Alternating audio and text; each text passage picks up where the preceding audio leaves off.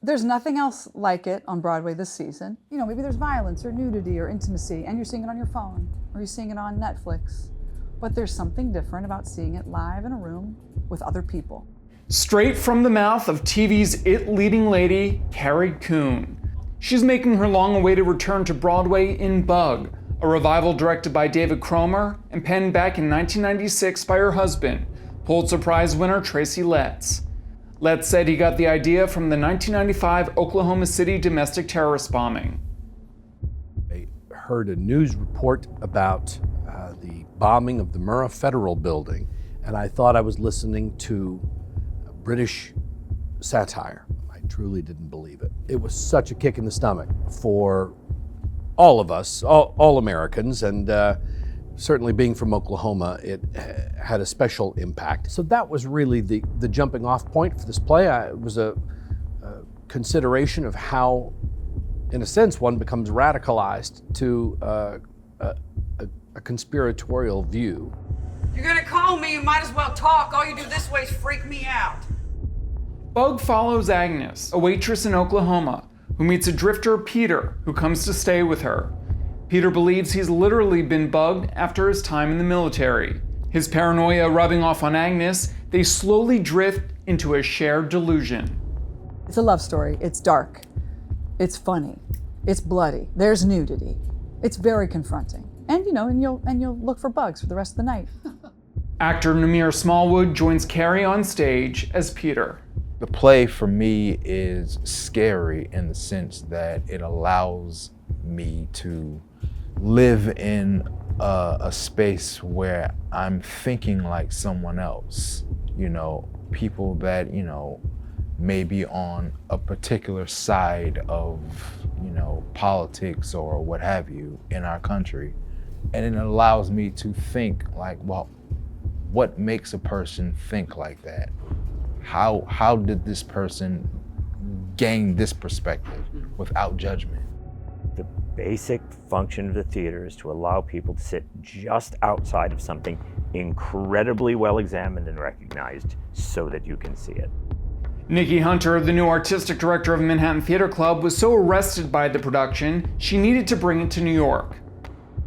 I saw Bug in Chicago, February of 2020, and simply flipped for it. I think Cromer's production is thrilling, it's chilling, and it's warm and it's romantic. And to have Carrie and Namir give these tour de force performances was a theatrical event in Chicago, and I'm so excited to rock New York with it from our Broadway stage. Everywhere you turn, you see Carrie Coon on the screen. She was the all-too-relatable divorcee Lori in the most recent season of The White Lotus. I'm just happy to be at the table. And she'll soon resume filming as the ambitious Bertha in season 4 of The Gilded Age. You seem to have won the first battle. I intend to win the war. But Carrie's return to the theater marks a return to her roots.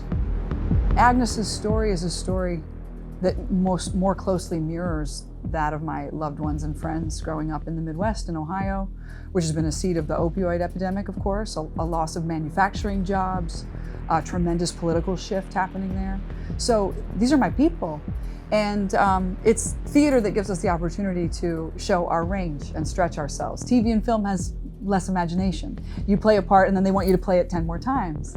And the theater doesn't think of me that way. And so for me, it's a pleasure to get to inhabit this. Carrie Coon is playing the role of Agnes in this production. Tracy, obviously, no secret that you guys are partnered. I thought it was a secret. Surprise! Surprise! You're going out with Carrie Coon. We met each other in the theater. We met each other doing Who's Afraid of Virginia Woolf, and we've worked together many, many times. She was Masha and my three sisters. She was Mary Page Marlowe for me. We have worked on camera in Steven Spielberg's The Post. What is that working relationship like? We love working together. Yeah. It's great. I still yell at him about a couple parts of Bug that I have trouble with, why he wrote them that way. But we love it, but we also don't obsess over it. That's not the only thing we talk about, because we've got 2 kids, so we don't have time. Why bring Bug to Broadway now? It's not a mistake that we're doing it now. It's not random. We didn't just spin the wheel and come up with, oh, well, let's do this again. There's a real urgency and need to do this play right now. It felt like science fiction at the time, and it just doesn't anymore. It hits in a very different way 30 years later than it did when I first wrote it. I don't think people realize how hungry they are for that collective experience. There's something about like really gasping together that's very galvanizing. And you're gonna live on the edge of your seat. It's a thriller, so have fun. This is not a play that you'll walk out of and be like, well, where should we go to dinner? I think you'll be talking about this play. And so to have that experience in a room with other people in a Broadway house is like it's the best.